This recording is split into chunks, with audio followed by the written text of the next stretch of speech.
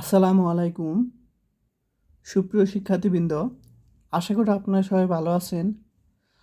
আজকে আমরা ক্যালকুলাস একের চ্যাপ্টার 9-এর এক্সাম্পল 3 একটি প্রশ্ন আলোচনা করব।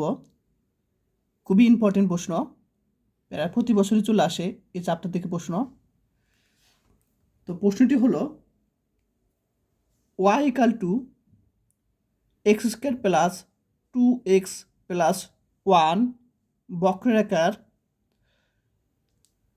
1,4 বিন্দুতে স্পর্শক এবং অবিলম্বের সমীকরণ নির্ণয় করো। তো এই প্রশ্নটা করা আগে তোমাদের কয়েকটি বিষয় জানতে হবে, বেসিক বিষয়। সেটা হলো তোমার স্পর্শক সমীকরণ এবং অবিলম্ব সমীকরণ সম্পর্কে তোমাদের কি ধারণা থাকতে হবে। তো এখন আমি প্রথমেই স্পর্শক সমীকরণ এবং অবিলম্ব সমীকরণ সম্পর্কে আলোচনা করব ইনশাল্লাহ। তো দেখো, y equal to F of x বক্ররেখার, তো এইখানে এফ অফ এক্স মানে কি, এফ অফ এক্স দ্বারা বোঝায় এখানে এফ অফ এক্সের একটা কি function.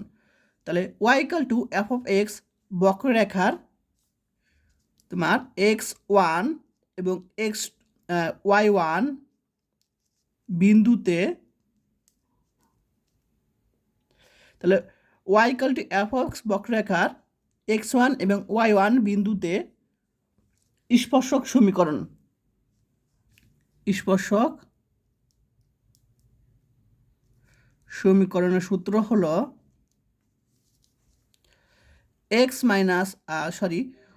Minus y1 equal to m হলো ডাল ইন্টু x মাইনাস x1। আশা করি সবাই লিখে রাখো, এটা বুঝতে পেরেছ। m হলো ডাল, তাহলে এই ডাল হলো তোমার dy বাই dx এর মান, ঠিক আছে। এবং অবিলম্বের সমীকরণ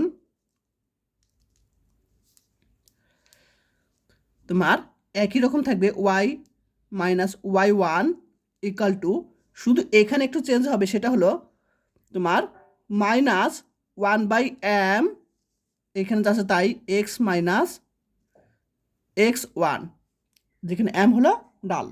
তাহলে এই সূত্রগুলো তোমরা খাতায় লিখে রাখো। তাহলে আমরা কি করব, এই বক্ররেখার 1 এবং 4 বিন্দুতে কি অবিলম্বের সমীকরণ এবং স্পর্শক সমীকরণ নির্ণয় করব এই সূত্রের মাধ্যমে। আচ্ছা, এখন আমি সলিউশনে চলে যাই। সলিউশন, এখন আমাদের স্পর্শকের সমীকরণে আমরা কিন্তু x1 এবং y1 এর মান দেখো এখানে দেওয়া আছে এবং বক্ররেখা দেওয়া আছে। তো প্রথমে লিখব, দেওয়া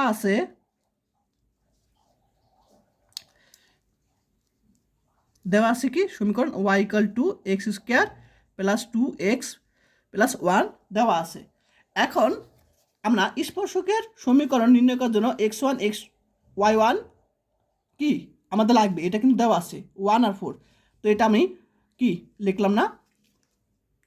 তো এখন এখানে আমাদের m লাগবে, তাই না। তো m হলো ডাল, তাহলে m এর সূত্র কি dy বাই dx, অর্থাৎ y কে অন্তরীকরণ করলে x এর সাপেক্ষে যে মান পাবো সেটাই হলো m।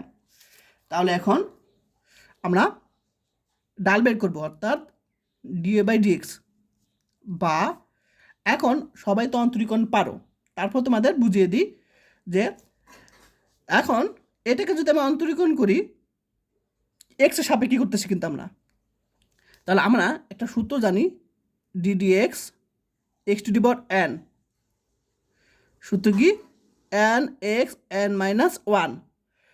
তাহলে x to the power n, এটাকে n মনে করব, তাহলে n হলো 2 n x n মাইনাস 1, অর্থাৎ 2 মাইনাস 1 প্লাস তারপর আমরা যদি এটাকে অন্তরীকরণ করি, কাকে অন্তরীকরণ করি? 2x কে। জাস্ট এগুলো বোঝানোর জন্য, এগুলো পরীক্ষা লিখতে হবে না, জাস্ট এগুলো বোঝানোর জন্য আমি তোমার পাশে লিখে দিই। তো এখানে ধ্রুবক কি আছে? 2 আছে। আর এক্সের সাপেক্ষে এক্সকে অন্তরীকরণ করলে আমরা জানি কি 1 পাবো, 1 অর্থাৎ 2 পাবো এখানে 2 প্লাস এখন এটাকে যদি আমি এক্সের সাপেক্ষে অন্তরীকরণ করি তাহলে আমরা 0 পাবো, কারণ এখানে কী হবে? এটা জাস্ট বোঝানোর জন্য ধ্রুবক, 1টা কি ধ্রুবক, অর্থাৎ এক্স বাদে যদি এখানে 1 2 3 ABC থাকে তাহলে এটা কি ধ্রুবক হিসেবে বিবেচনা হবে। তাহলে কী হবে? 0 হবে। কোনো ধ্রুবককে অন্তরীকরণ করলে 0 হয়, 0। আর এটাকে অন্তরীকরণ করলে 2 পাবো, এটাকে অন্তরীকরণ করলে 2x পাওয়ার n-1 অর্থাৎ 2 - 1 পাবো।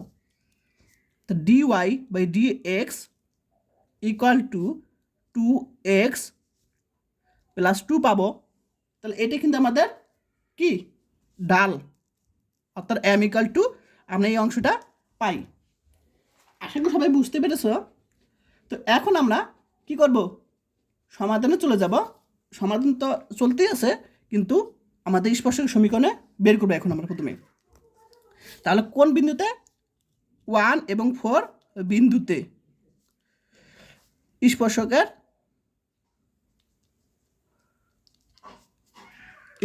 কি স্পর্শকের সমীকরণ। তাহলে 1 এবং 4 বিন্দুতে স্পর্শকের সমীকরণ কি? y - y1। তাহলে y1টা কি বলতো? এখানে এই যে এটা হলো x1 দেখা যায়, এই প্রথমটা হলো x1 অর্থাৎ x1 কত? এখানে 1 এবং পরেরটা হলো y1, y1 মানে কি 4, ঠিক আছে? তাহলে এটা x1 এটা y1। তাহলে y1 এর মান কত? এখানে তোমার 4 ইকুয়াল টু এটা হলো m হবে। আমার সূত্রে কি জানি m হবে, m। তাহলে m কত এখানে পাইছি আমরা? ও আরেকটা বিষয় হলো, এখানে আমরা কিন্তু 1 এবং 4 বিন্দুতে আমরা ডাল বের করব। তাহলে আমরা এখানে করার আগে আমার শুধু একটু কাজ করতে হবে। তাহলে এত বিন্দুতে ডাল, আগে ডাল বের করি আমরা। এখানে ডালটা বের করতে হবে। তাহলে ডাল m ইকাল টু, তাহলে 1 এবং 4 বিন্দুতে ডাল m। তাহলে আমরা এখানে এক্সের জায়গায় 1 বসাই, y মান তোমার কি এখানে 4, তাই না? কিন্তু y মান এখানে বসানোর মতন জায়গা নেই। তাহলে আমরা এখানে x এর মান শুধু 1 বসাতে পারবো, অর্থাৎ 2 × 1 + 2 অর্থাৎ কী পাবো? ডাল 4 পাবো। আশা করি সবাই বুঝতে পেরেছ ডালটা। এখন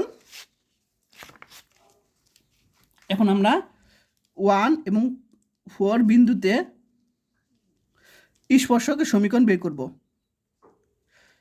সমীকরণ, আচ্ছা, তাহলে 1 এবং 4 বিন্দু স্পর্শক সমীকরণ কি? y - y1। তো y1 মানে কি? 1, ঠিক আছে? সরি 4। তাহলে এটা x1 এটা y1, তাহলে y1 মান 4 ইকুয়াল টু m, তাই না? m। তাহলে m হলো তোমার এখানে 4। তারপর এখানে x - x1, x এর মান কত? 1। আশা করি সবাই বুঝতে পেরেছ। এখন আমরা ক্যালকুলেশন করব। তাহলে আমরা y - 4 এটা গুণ করি 4x 4, ঠিক আছে? তো আমরা কি করবো? এখানে 0 আনবো, অর্থাৎ সবগুলো ভিতরে নিয়ে আসবো। তাহলে y - 4x, ঠিক আছে? এখন আমরা একটু সাজাবো, এক্স ওয়াই একটু সাজাবো সুন্দর করে। তাহলে আমরা -4x সামনে নিয়ে আসি, তারপর ওই অংশ আমরা লিখি প্লাস ওয়াই। আর এখানে দেখো কাটাকাটি যায়, প্লাস -4 + 4 কাটাকাটি যায়, অর্থাৎ বাদ। তাহলে ইকুয়াল 0। এখন একটু সামনে কি মাইনাসটা আমরা এভাবে দিলে হবে অ্যান্সার, কিন্তু একটু সামনে মাইনাসটা কি বাদ দিব, একটু মানে সৌন্দর্যের জন্য। তাহলে আমরা কি করব? মাইনাস কমন নিব। তাহলে আমি এখানে ওয়াই পাবো। এরপর এখানে -1, এই -1টা যদি এ পাশে নিয়ে যাই, 0 ভাগ হলে বাদ হয়ে যাবে, তাহলে 4x = 0। ইহাই কি তোমার স্পর্শকের সমীকরণ। আশা করি এই টাইপের প্রশ্ন আসলে ইনশাল্লাহ পারবে। সমীকরণ। এখন আমরা কি করব, অবিলম্বে সমীকরণ বের করব। তাহলে আবার অবিলম্বে সমীকরণ কোন বিন্দুতে 1.4 বিন্দুতে অবিলম্বে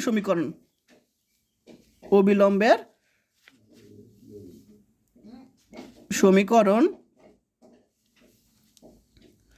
তাহলে এত অবিলম্ব সমীকরণের সূত্র কি, আগের মতোই y - y1, মানে কত তোমার 4, সূত্রে কি -1/m, -1/m মানে কত 4 পেয়েছি, তাহলে x - x1 মানে কত 1।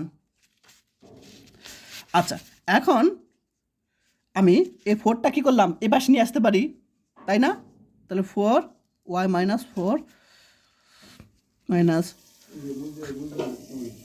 x - 1 পাবো।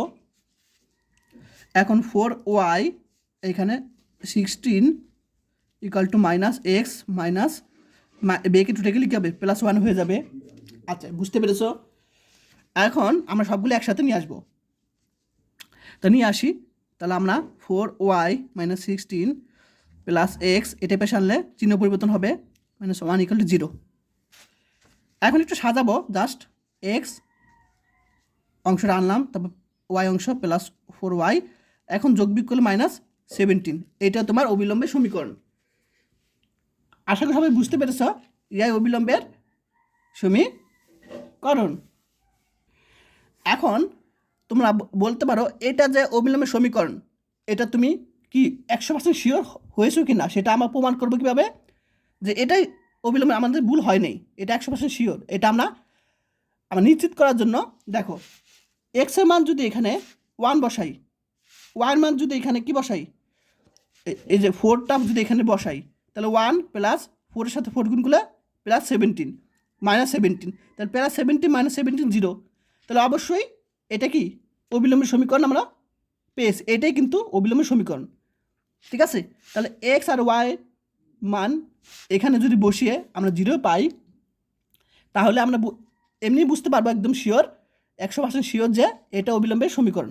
আবার এখানে x এর মান 1 বসাও, x এখানে 1, y এর মান এখানে 4 বসাও, x এর মান 1, y এর মান 4 বসাও, তাহলে দেখবা 0 পাবো।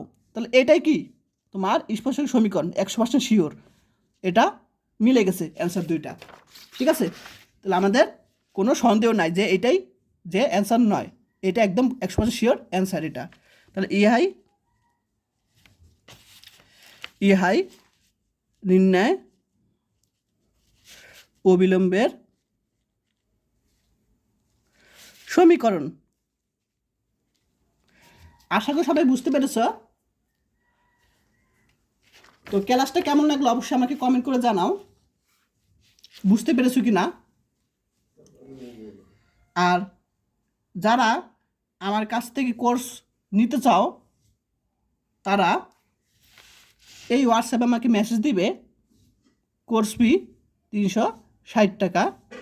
তোমরা অনেকেই গ্রামে থাকো, এমনি দিয়ে ক্লাস করো এবং তোমরা নিজেদের খরচ নিজেরা চালাও, টিউশনি করো। তো তোমাদের যে পরিশ্রমের টাকা যাতে বিফলে না যায়, তো এই জন্য আমি তোমাদের সর্বদা ভালো সার্ভিস এবং গাইডলাইন দিয়ে থাকি। তো আর যাতে তোমাদের কষ্ট না হয়, সেজন্য আমি কোর্স ফি সবচেয়ে কম রাখি, যাতে তোমরা অল্প খরচে কি ভালো সার্ভিস পাও এবং যাতে তোমাদের জুলুম না হয়। ঠিক আছে? তাই কোর্স ফি মাত্র 360 টাকা রেখেছি, তোমাদের কাছে 500, 600, 1000 রাখি নাই, যাতে তোমাদের কষ্ট না হয়। তা আজকে ক্লাস এ পর্যন্তই।